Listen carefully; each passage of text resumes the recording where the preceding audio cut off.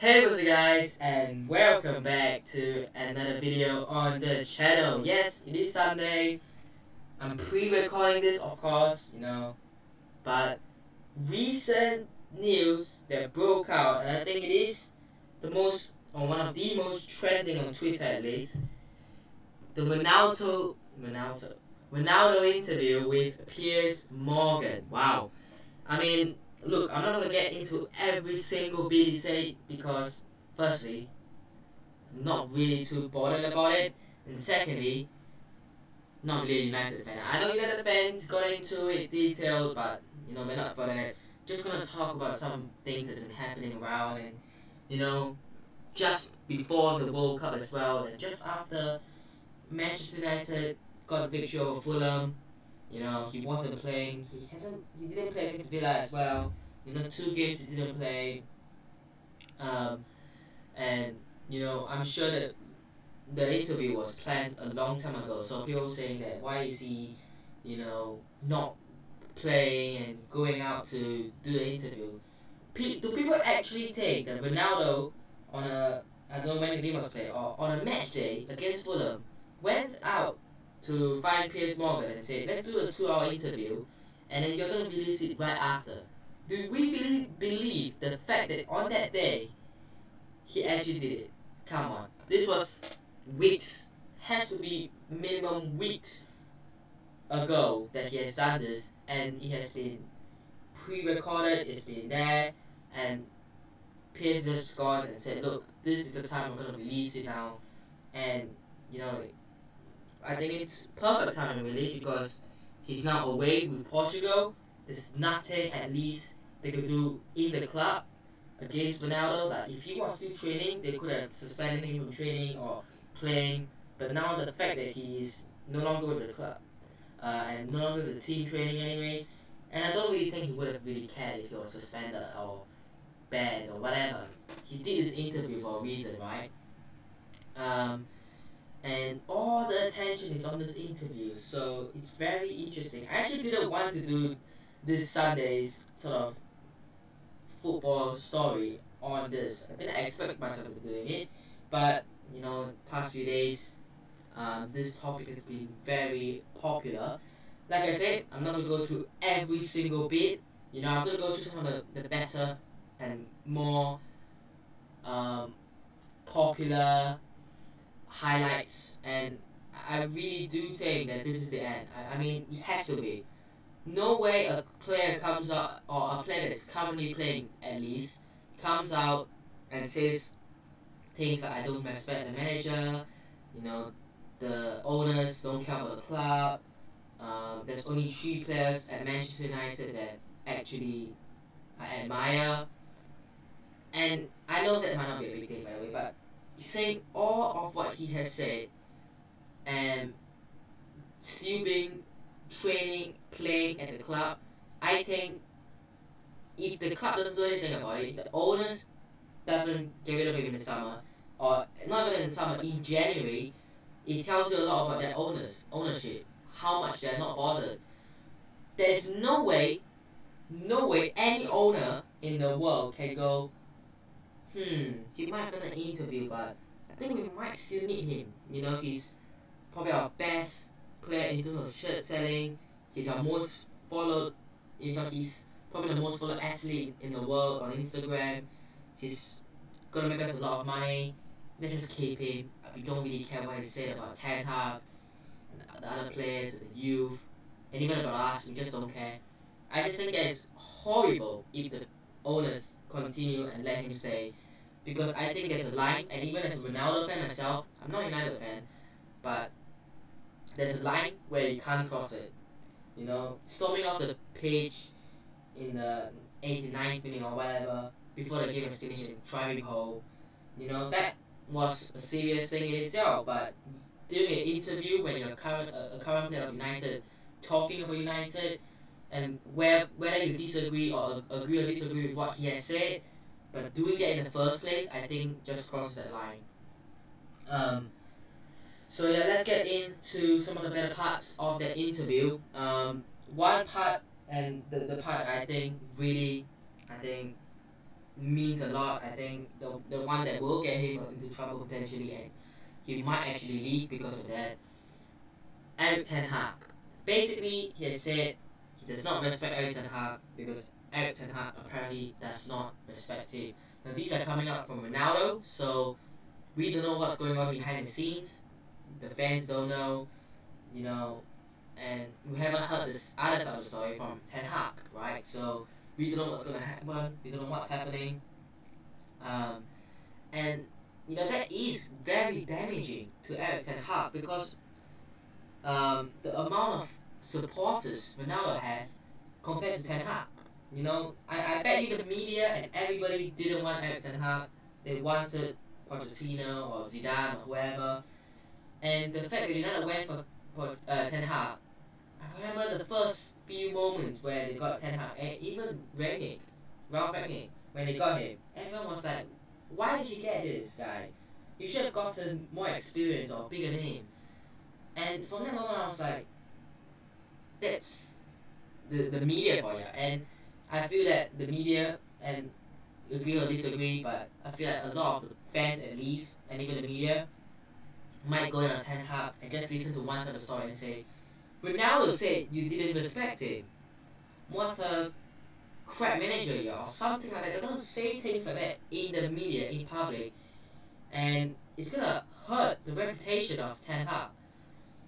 And it is very damaging to Erik Ten Hag, and I think yeah, Ronaldo will get into trouble for that, and at least in my opinion, I think he has to, right? Surely.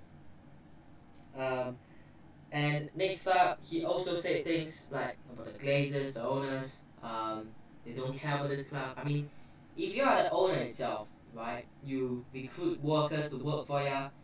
Then one day, one of your employee or worker come out and say, the boss doesn't pay me well. He's a crap boss. He barely cares about what we're doing. All he does is care about the money. He doesn't care about the welfare of us. And in your mind, if the first thing that comes to your mind is, I don't care what he said. All I care about is the amount of money he's making for me. That you have to go. I think it's almost like you have to react. You have to do something about it, and I think they will. So yeah, I mean, saying that he's probably exposed the owners, and I do agree in that. But there's no way the owners will let that slide. They will have to react, and even if he's true or not true, depends. Again, all of these are opinions really. Whether you think he's true or not, he's basically exposed the owners as well, and yeah, they have to do something, and I think they will do something about it. And by the way, I just want to remind you guys, I'm a Ronaldo fan, so yeah, and I'm not just gonna say, oh, I'm a Ronaldo fan. I'm just gonna stick up for him. There's a lot of people are saying, oh, you Ronaldo fanboys always sticking up for him. No, I'm a Ronaldo fan. I watched my first game was obviously Real Madrid, Liverpool in 2018, and since then Ronaldo has been my idol. I know I'm not like the full fan who's like watched from 1990 or whatever, but you know, some things I just feel like if Ronaldo was at Real Madrid right now and he's done this and he did this, I'll be going, I feel like there's nobody, even if you have 500 million followers or whatever, bigger than the club. I just don't agree with this. And even though, yes, it's hard for him because of what he has gone through, you know, um, and apparently the club, didn't sort of believe him with what he's gone through in his own personal life. Um, but I just feel that you're gonna take both ways. For now, it's obviously very difficult.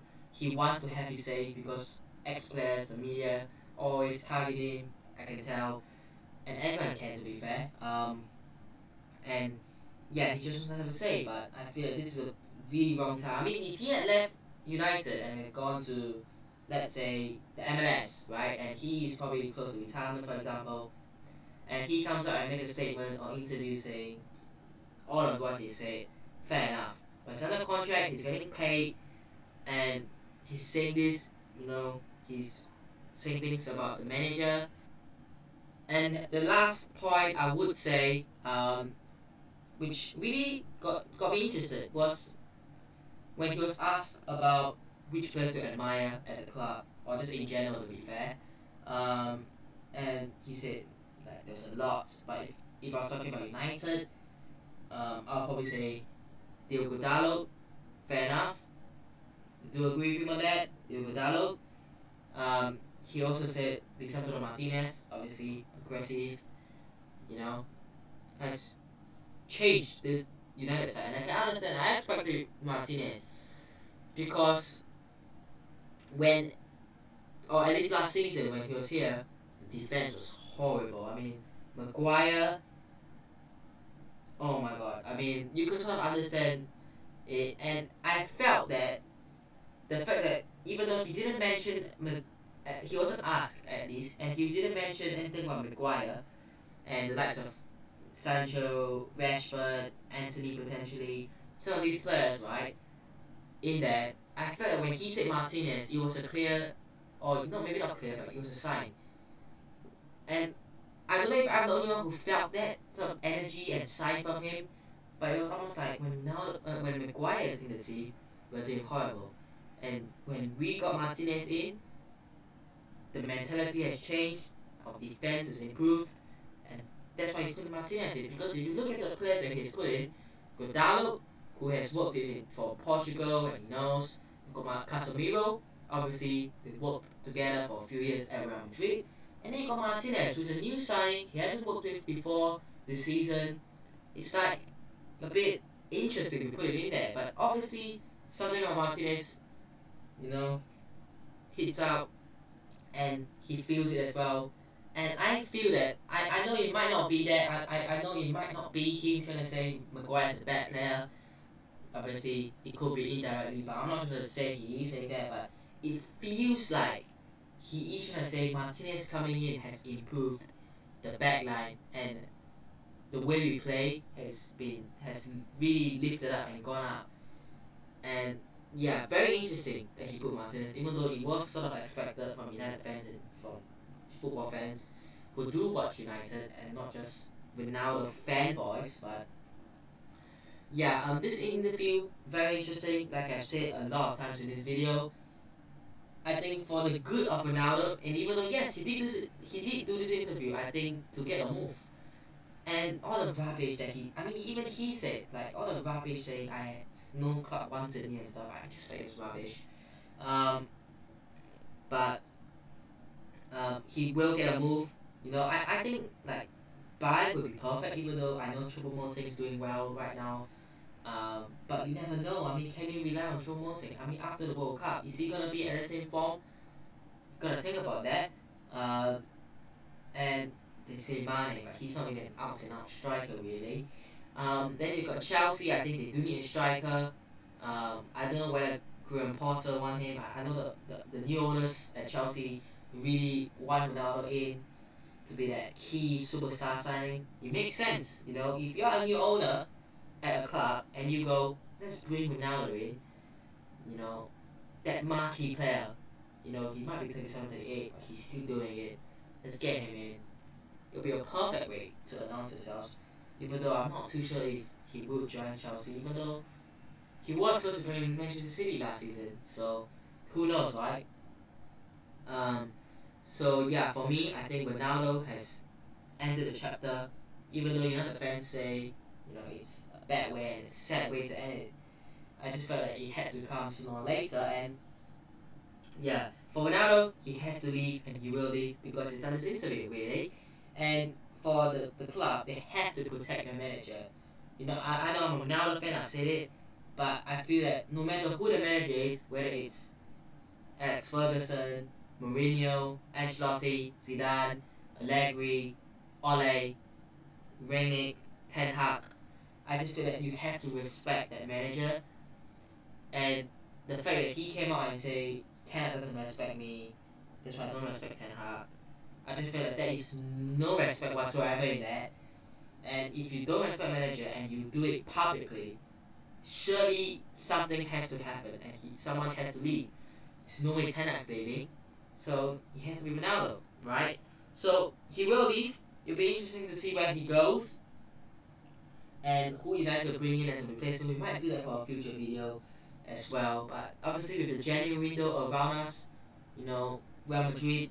I mean, I know I had to put it into this video, but you know, I'll make a separate video if there is rumors, or maybe I'll make a video about who I think should sign, right?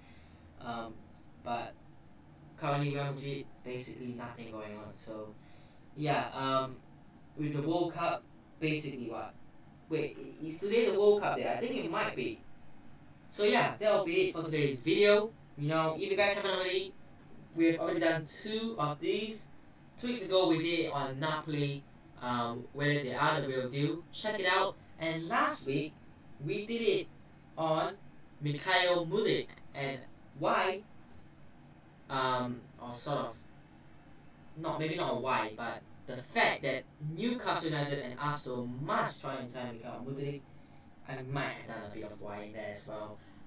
But yeah, go check the last 2 um, videos out on Football Talks. Sort of not really a series, but just a weekly Sunday thing where I just talk about some football really. But I think the next week one, I'm not gonna review it yet. Might be about World Cup. But yeah, I haven't really planned it. I mean, there are a lot of things we can talk about really, but we'll see, we'll see. But that'll be it for today's video. Hope you guys have enjoyed today's video. Hit the like button if you guys did. Subscribe to the channel if it's on already, and I'll see you guys in the next one. Peace.